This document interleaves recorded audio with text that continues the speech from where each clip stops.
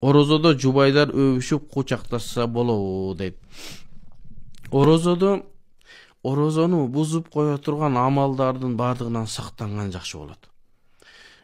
Бизде шариятыбызда бул нерсени экиге бөлүп карайт. Эгерде аялын өп жыттагандан жана кучактагандан андан ар жагына кетип калбаш турган болсо, мисалы жаңы үйлөнгөн бирөөлөр болуп, же болсо аял өтө сулуу болуп, өпкөндөн кийин же кучактагандан өзүн кармана албай калып анан Кудай урган жолго түшүп кала турган болсо, анда бул адамды эмне дейбиз? Анда сиз өппөңүз, кучактабаңыз дейбиз. Себеби ошол жаман нерсеге алып бара турган нерсе дагы жаман деп айтабыз. Эгерде жок, андай нерседен сактанам мен ушундай өзүмдү карманам десе, өпкөндөн, кучактагандан эч кандай зыяны жок. Бирок баягы жылаңач болгон абалда эмес, балки ошол кийими бар мезгил. Себеби жылаңач мезгилде кучакташкан бул макрух тахрими, арамга жакыныраак дейбиз. Себеби эмне? Ошол экинчи жака өтүп кетүү коркунучу 90% деген нерсе да. Баары даяр болуп тургандан Кудайды унутуп калган адамдар да болуп калуусу мүмкүн да. Ошон үчүн биз эмне дейбиз?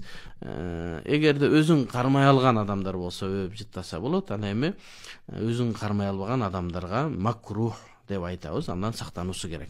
Пайгамбар саллаллаху алейхи вассаламга бир аксакал келип, ушул аялын өп жыттоо боюнча сураганда, сен өп жыттай бер деди.